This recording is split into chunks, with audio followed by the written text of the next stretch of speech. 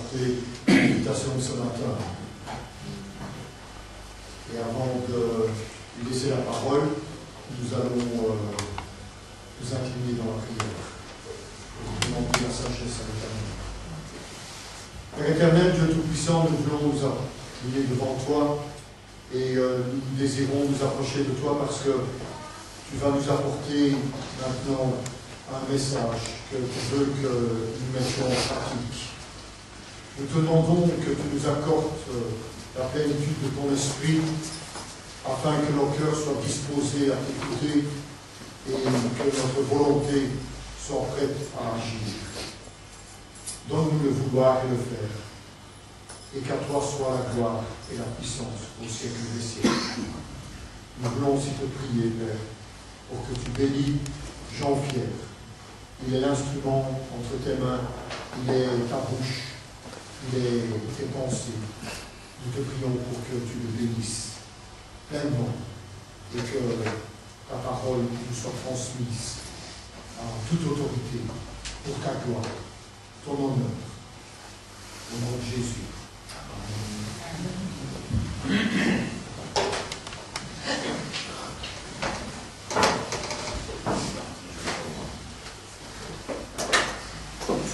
Le message de ce matin, il a été très difficile parce que 3 fois il s'est effacé de mon ordinateur.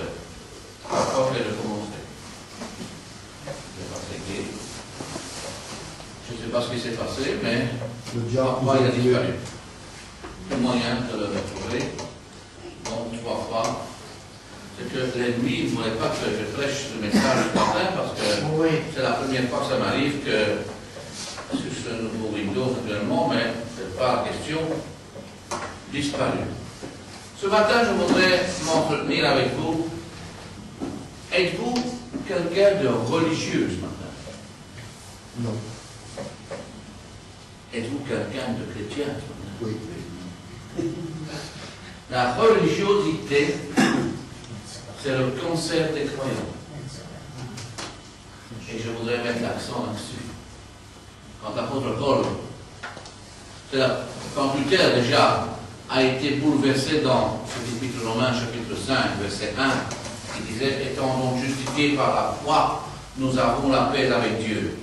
Luther en a été profondément bouleversé, il s'est converti. Donc c'est un homme érudit, intelligent, docteur en théologie, il n'avait pas encore trouvé le salut par la foi. Et c'est lui qui a écrit les 95 thèses contre l'église de Gutenberg. Et le 31 octobre 1517, Luther Gilvers, ces thèses ont été apposées pour montrer comment on pouvait obtenir le salut, non pas par la vente des indulgences, ni par l'achat d'une lettre que l'Église catholique fondait, parce qu'elle dit toujours la vente des indulgences pour acheter son salut, et le salut par les œuvres. La religiosité. Et c'est qui ce monsieur-là? Martin Luther. Il était un moine, un homme érudit. Comprendre l'Évangile. Et maintenant, il n'y a plus aucune condamnation. Elle met l'accent là-dessus, l'apôtre Paul. Pour ceux qui sont en Jésus-Christ. Vous qui êtes chrétiens, pour certains depuis des années, vous êtes peut-être déjà aguerris de ces textes. Il y a des fois des textes pour lesquels on est tellement aguerris, on les possède, on les fait tourner dans nos tournoyer, même dans nos têtes, que même quelquefois, ça n'a plus cette consonance qui est présente dans notre esprit. Nous poursuivons notre série ce matin sur la religiosité. Le thème de ce matin est comprendre l'Évangile. Évangélion. Pour éviter qu'on devienne religieux et marcher dans la religiosité, nous devons comprendre ce que dit ce mot évangile. L'évangile n'est pas réservé seulement pour les perdus, mais pour elle encore, elle est utile, cet évangile. Il est utile, cet évangile, pour nous fortifier, pour nous solidifier, et pour solidifier le chrétien engagé dans sa marche de tous les jours avec le Seigneur. C'est pour cela que dans cette première épître aux Romains, chapitre 1er, verset 16, il est dit « Car je suis fier de l'Évangile, c'est la puissance de Dieu par laquelle il sauve tous ceux qui croient. Les Juifs d'abord et aussi les non-Juifs. Une fois sauvés, nous poursuivons notre marche avec le Seigneur. Il est important de vivre notre vie chrétienne selon l'esprit de l'Évangile. Jerry Bridge a écrit ceci dans un de ses commentaires. Prêche l'Évangile aussi à toi-même. Prêche l'Évangile aussi à toi-même ce matin. Ce matin, je veux regarder comment appliquer l'Évangile à notre vie de tous les jours en tant que chrétien. Pour y arriver, nous devons comprendre le texte qui est considéré par plusieurs comme le cœur de l'Évangile. Le cœur de l'Évangile. Et c'est dans l'Épître aux Romains, chapitre 3, et au verset 20 à 25. Et je vous lis le cœur de l'Évangile. Car nul ne sera justifié devant lui par les œuvres de la loi, puisque c'est par la loi que vient la connaissance du péché. Mais maintenant, sans la loi est manifestée la justice de Dieu, à laquelle rendent témoignage la loi et les prophètes. Justice de Dieu par la foi en Jésus-Christ pour tous ceux qui croient. Il n'y a point de distinction, car tous ont péché et sont privés de la gloire de Dieu. Et ils sont gratuitement justifiés par sa grâce, par le moyen de la rédemption qui est en Jésus-Christ. C'est lui que Dieu a destiné par son sang à être pour ceux qui croient les victimes propitiatoires, afin de montrer sa justice. Parce qu'il avait laissé impunis les péchés commis auparavant au temps de sa patience, afin, dis-je. Car ces personnes ne seront pas reconnues justes, mes amis, aux yeux de Dieu pour avoir obéi à toute la loi. La loi permet seulement de prendre conscience que nous avons péché. C'est un point de départ très important pour comprendre l'Évangile. Personne n'est déclaré ou reconnu juste ce matin en observant la loi de Moïse, celle de l'Ancien Testament. L'apôtre Paul le confirme dans son épître aux Galates, au chapitre 3 et au verset 10. Car tous ceux qui s'attachent aux œuvres de la loi sont sous la malédiction. Car il est écrit, maudit quiconque n'observe pas tout ce qui est écrit dans le livre de la loi et ne le met pas en pratique. En d'autres mots, que tu sois une bonne personne n'est pas suffisant ce matin pour être reconnu juste devant Dieu. La bonté et l'obéissance n'est pas simplement un acte pour être reconnu devant Dieu. Comme chrétien, c'est essentiel de comprendre cela afin de vivre dans la vraie liberté. Nous savons que nous sommes sauvés par la grâce, mais nous vivons parfois comme si nous devons continuellement gagner la faveur de Dieu souvent, par nos œuvres et par nos performances dans notre vie chrétienne. Pour vivre sous la grâce, nous devons comprendre que la pratique de la loi ne peut nous détacher juste devant le Seigneur. Il y a une justice de Dieu qui est à part de la loi. Et c'est Romains chapitre 3 et au verset 21 qui nous en donne la réponse. Mais maintenant, Dieu nous a montré comment il nous rend juste devant lui ce matin. Et cela sans intervention de la loi. Les livres de la loi et des prophètes l'avaient déjà attesté. Comment? Comme nous ne pouvons obtenir une justice ce matin suffisante par nos propres efforts, Dieu a pourvu pour nous cette justice de Dieu est celle parfaite dans la justice de Jésus-Christ ce matin, qui par sa vie sans péché est mort sur la croix, a parfaitement accompli les exigences de la loi par sa vie, et il a obéi parfaitement à la loi dans les moindres détails en donnant sa vie pour nous ce matin. Par sa mort, il a payé la pénalité ce matin que la désobéissance de l'humanité a apportée. Cette justice que Dieu accorde est une véritable justice. Justice veut dire être rendu conforme à quelque chose. Robert Adams a écrit ceci dans un de ses commentaires. Ceci sur la justice de Jésus. Il nous a rendus conformes à. Sur cette justice, les yeux des croyants doivent être dirigés, les enfants de Dieu. Sur cette justice, nous devons pouvoir nous appuyer sur celle de Jésus-Christ. Sur cette justice, nous devons vivre au travers de Jésus-Christ. Sur cette justice, nous devons savoir mourir à notre moi intérieur. Et dans cette justice, il doit se présenter devant le trône du jugement un jour ou l'autre. Et dans cette justice, il doit se tenir dans la présence du Dieu de l'éternité, au travers du Christ qui est le médiateur entre Dieu et les hommes. Cette justice de Jésus est accordée à tous ceux qui ont cru et qui l'ont reçu dans leur cœur comme Seigneur et Sauveur. Deux mots importants.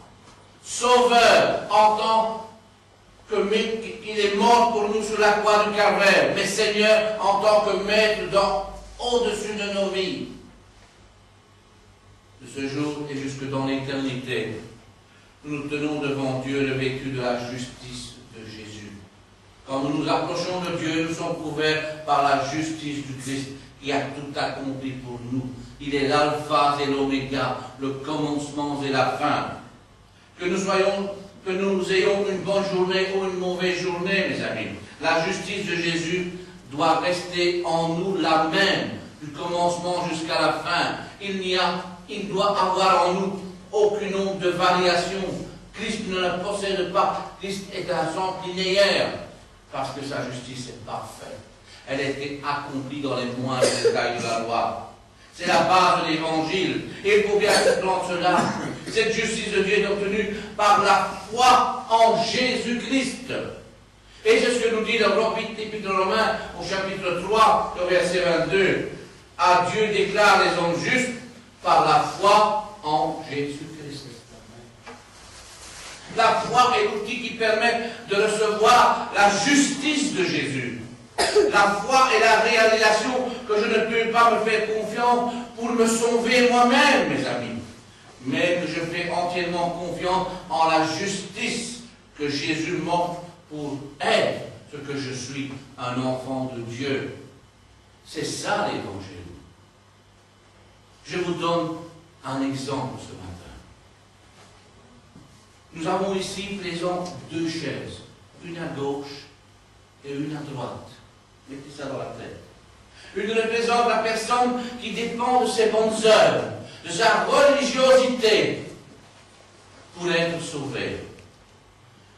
Une représente la personne qui dépend de quoi? De la justice de Jésus, pour être sauvée.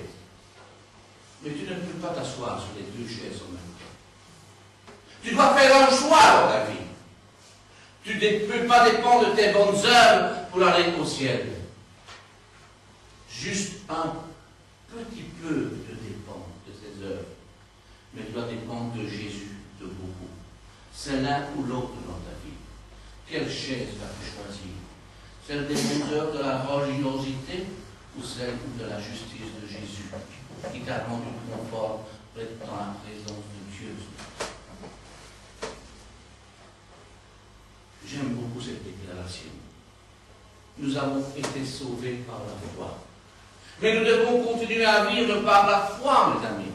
Et ce n'est pas facile, mais c'est cela, la réalité de la vie. Qui veut dire que je place toute ma confiance en lui, en Jésus, et non en notre propre moi à nous, pour être déclaré juste devant Dieu. Et chaque jour de ma vie, je dois placer ma vie entre les mains du Seigneur. C'est l'évangile, c'est la bonne nouvelle. Pas juste le jour du salut. Le jour où j'ai dit oui, je t'accepte dans ma vie. Oui, je passe par les eaux du baptême après. Les jours suivants, qu'est-ce qu'il en reste? Ce oui n'est pas un oui dans un point du temps. C'est un oui dans une continuité jusqu'à la fin. Jusqu'au bout, je veux te suivre. Dans les bons et les mauvais jours. Ce oui du commencement, c'est le oui de la fin, et c'est le oui que vous entendrez quand Jésus dira, bon et fidèle serviteur, viens dans la joie de ton maître. Entre ce matin. Voilà pourquoi c'est si important de comprendre l'évangile ce matin. Cette justice est disponible à tous. Et sans exception ce matin. C'est ce que nous dit l'Épître aux Romains, chapitre 3, versets 22 et 23. Dieu déclare les hommes justes par leur foi en Jésus-Christ. Cela s'applique à tous ceux qui croient. Il ne fait pas de différence entre les hommes. Tous ont péché. Dieu ne regarde pas que vous soyez noir, blanc, jaune, vert, n'importe quelle nationalité. Nous sommes tous des pécheurs, sauvés par grâce. Et nous sommes privés de la gloire de Dieu si nous ne passons pas par la justice du Christ, qui nous rend conformes. Comme nous sommes tous pécheurs, nous sommes tous éligibles d'être sauvés. Que tu aies commis de graves péchés ou de moins graves péchés, Dieu peut te pardonner ce matin. Tu as besoin de la foi en Jésus pour être déclaré juste devant Dieu ce matin. Prenons un autre exemple pour vous sensibiliser ce matin. Ce n'est plus les deux chaises ce matin. Mais vous vous présentez à un examen, mes amis. Et un a reçu 50% à cet examen. Et l'autre étudiant a reçu 28% à cet examen.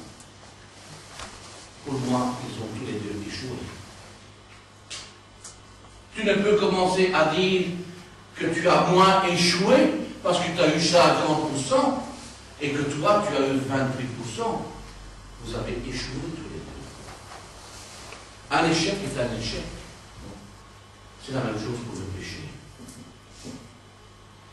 Le but de l'évangile de Jésus est de nous libérer de la culpabilité de ce péché. Même si nous ne sommes pas coupables au même niveau, nous sommes coupables quand même ce matin. Seul Jésus peut nous libérer de cette culpabilité qui pèse sur nous. Cela nous empêche de jouer le jeu dangereux des comparaisons souvent.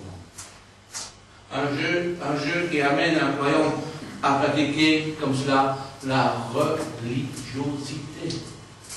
Un conseil pour le chrétien. Nous vivons chaque jour selon le standard de Dieu, mes amis. Et confessons nos péchés, mes amis. Et faisons confiance à la justice de Jésus. Oui, amen, faisons confiance à la justice de Jésus. Tous ceux qui placent leur foi en Jésus sont justifiés gratuitement par la grâce de Dieu. C'est ce que nous dit l'Épître aux Romains, chapitre 3 et au verset 24. Mais Dieu, dans sa grâce, les rend justes à ses yeux, gratuitement. Il n'y a pas à monnayer, c'est gratuit. Ici, dans notre monde, ce n'est rien de gratuit. Même quand vous allez dans les églises, vous allez dans une réunion, il faut payer 1,50 € pour un café. Il faut payer 1 € bientôt pour aller à la toilette, ça continue. Il faut payer 1 € pour ceci ou 1 € pour cela. Jésus, c'est gratuit. Il n'y a rien à monnayer. Il n'a pas besoin de votre argent. Par Jésus-Christ qui nous a délivrés de ses péchés. D'être justifié veut dire être libéré des charges de culpabilité causées par le péché, le cancer de notre société, où actuellement justifie le bien et le mal. On lui dit c'est bien, et il répond bien, on lui dit c'est mal. On est dans un domaine commun. Tout est permissible, tout est permis. Mais la Bible dit tout n'est pas utile. Nous vivons dans un monde où le mal est béni. Dieu nous accorde et nous accepte au travers de la grâce de Jésus. En fait, nous sommes non coupables, ou comme si nous avions parfaitement obéi aux exigences de la loi. Nous sommes devenus non coupables. Il n'a rien commis. Dieu lui a pardonné ses péchés au travers du bras d'amour de Jésus-Christ. Il nous a rendus conformes. C'est pour cela qu'il faut bien comprendre que notre justification est basée sur ce que Jésus a fait et sur la foi que nous plaçons en lui. Unis à Jésus, mes amis, c'est comme si ce que Jésus a fait, nous l'avons fait devant Dieu. C'est important de bien comprendre cela. Le verset du début, alors peut prendre tout son sens. Il n'y a plus aucune condamnation en Jésus-Christ maintenant. Maintenant!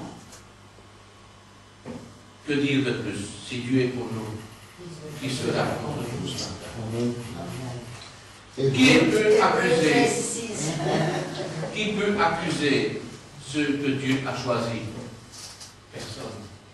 En effet, Dieu les rend justes.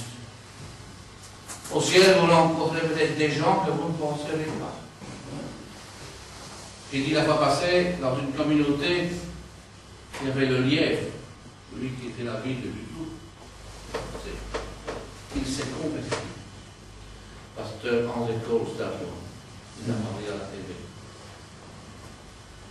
Si il perd dans cette voie jusqu'au bout, et que vous le rencontrez dans le ciel, qu'est-ce que vous diriez?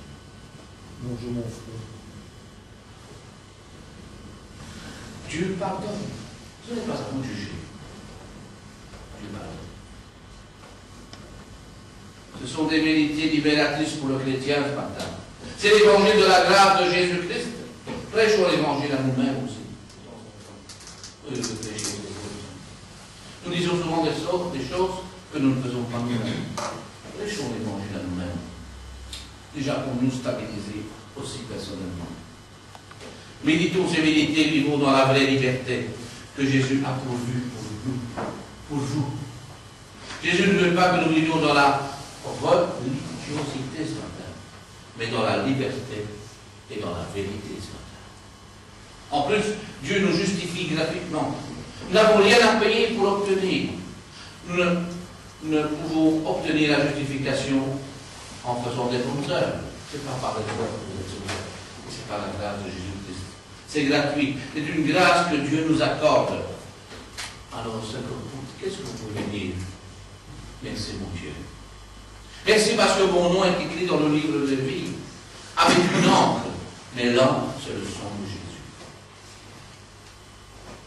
Dieu présente Jésus comme la victime offerte pour le pardon de nos péchés. C'est ce qu'il dit dans Romains chapitre 3, verset 25. Dieu l'a destiné d'avance à prendre sur lui la punition que méritaient nos péchés, la mort. Et en mourant sur sa croix sanglante, Jésus était la victime offerte pour nous en sacrifice et qui nous purifie et nous rend comme cela dans la faveur divine. Tous ceux qui croient que Jésus est mort pour eux, qui placent leur confiance dans le sang qu'il a versé pour leur salut, ont accès à cette grâce. Dieu a voulu montrer de cette manière quelle était sa justice. La justice de Dieu n'est pas la nôtre. Elle n'est pas comparable. Mais pourtant, notons ici bien deux points importants. Premièrement, c'est Dieu qui a choisi son Fils comme victime de la punition que nos péchés méritaient. Ce n'est pas vous, ni moi. Lorsque nous sommes conscients de nos péchés, nous devons penser que la colère de Dieu devrait venir sur nous. Mais pour l'éviter, Dieu lui-même a pourvu une porte de sortie dans la foi en Jésus. C'est là le sens de la bonne nouvelle. Ce n'est pas une religion. Ce n'est pas une vie remplie d'espoir et de grâce. La religiosité met l'accent sur les performances ce matin. Mais la grâce ce matin met l'accent sur Jésus ce matin, qui a tout accompli pour nous rendre justes aux yeux de Dieu. Deuxièmement, le pardon des péchés est rendu possible en croyant dans le sang de Jésus. Le sang représente sa mort. C'est ce que nous dit la première épître de Jean, chapitre 1. Le sang de Jésus, son Fils, nous purifie de tout péché. Et dans l'épître aux Hébreux, chapitre 9 et au verset 14, il est dit ceci. Mais le Christ s'est offert lui-même à Dieu, sous la conduite de l'Esprit éternel, comme une victime sans défaut. À combien plus forte raison, par conséquent, son sang purifiera-t-il notre conscience des œuvres mortes, des œuvres qui nous conduisent à la mort, afin que nous servions le Dieu vivant. Frères et sœurs, frères chrétiens, nous sommes sûrs de pouvoir entrer librement dans le lieu des saints, parce que Jésus a répandu son sang. Enfin, dans l'Ancien Testament, il y avait le tabernacle, il y avait la cuve des reins, qui était le parvis, le cuve des reins, symbole du baptême, il y avait le lieu saint, le lieu très saint. Et entre les deux, il y avait un voile qui séparait. Et le souverain sacrificateur entrait une fois par an dans le lieu très saint. Vous avez dans les habits de tous les souverains sacrificateurs, il y avait aussi des clochettes. Et quand le sacrifice était accepté, eh bien, ça sonnait. Pour vous montrer. Et dans l'évangile, les évangiles, qu'est-ce qu'il est dit quand Jésus a dit, Père, je remets mon esprit entre tes mains, le soir chutant, je déchira. De quel côté? Pas de bas en haut. Chaque mot a sa signification de haut en bas. Ce qui veut dire que la communication a été rétablie entre Dieu et nous, et entre le Christ qui est mort. Justice de Dieu. Un vieux chant dit ceci ce matin. Rien ne peut enlever mon péché, rien que le sang de Jésus. Ce n'est pas parce que je suis beau, gentil et une bonne personne que mes péchés sont pardonnés. C'est par le sang de Jésus seulement que je peux être pardonné, purifié et rendu juste devant Dieu, me libérant de la culpabilité et me permettant de vivre dans une vraie liberté et non dans une religion qui m'étouffe et qui m'empêche de vivre pardonné. Ça, c'est l'évangile. Vous devez être chrétien épanoui. Je n'ai pas dit ouvert d'esprit à tous les courants du monde. J'ai dit épanoui. Ça, c'est l'évangile que je peux vivre chaque jour de ma vie. En conclusion, résumons les 6 vérités concernant l'évangile ce matin. Personne n'est déclaré juste devant Dieu en observant la loi. Il y a une justice de Dieu qui est à part de la loi. Cette justice de Dieu est obtenue par la foi en Jésus ce matin.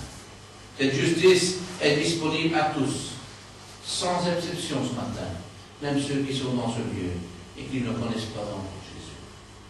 Tous ceux qui placent leur foi en Jésus sont justifiés, rendus conformes à, gratuitement par la grâce de Dieu. Dieu présente Jésus comme la victime offerte pour le pardon de nos péchés. C'est terminé de vivre par vos propres forces ce matin.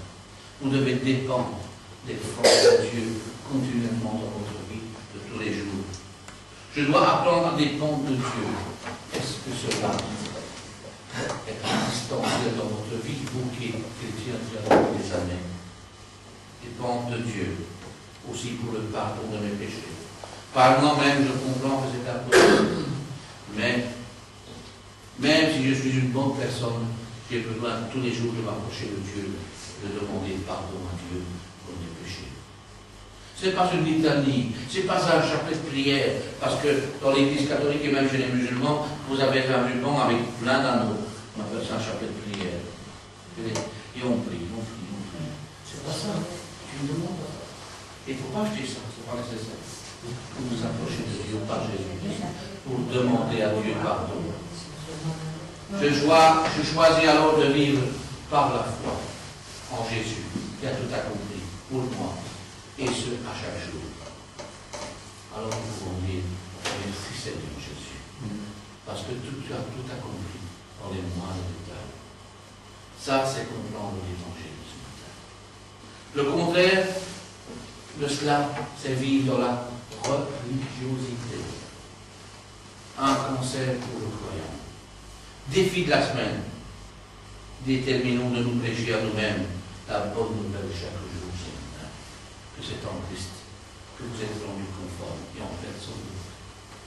Et tous ceux et celles qui n'auraient pas compris ce matin le sens de l'évangile, il est peut-être temps de se mettre en Dieu. De demander pardon à Dieu pour ses péchés. Il n'est pas nécessaire d'aller prier Saint-Antoine, d'aller prier la Sainte Vierge, Marie, comme dans la théologie catholique, et toute cette mariologie. Nous avons besoin d'un chapelet de prière et d'un système de récitation pour apaiser notre esprit et pour le rendre calme devant face à face aux difficultés de la vie. Simplement, se mettre à genoux dans le lit, entre dans ta chambre et prie ton Père qui est là et il t'entend. Et pour le chrétien, c'est la même chose en Jésus. péché. Et un péché, c'est pas un péché sexuel, c'est pas un péché du vol, mais nous sommes des hommes imparfaits, des femmes imparfaites. Parce qu'on a toujours l'impression de voir le péché dans le grand sens. Ce ne sont pas toujours ces grands actes qui sont des péchés, évidemment. Mais des paroles, des pensées, nous devons toujours demander à Dieu pardon. Il est fidèle et juste pour nous pardonner. Alors je vous invite, avant de céder la parole, à rester quelques minutes maintenant dans la présence de Dieu pour nous présenter, savoir ce que nous sommes, où nous en sommes et Daniel Guerrero.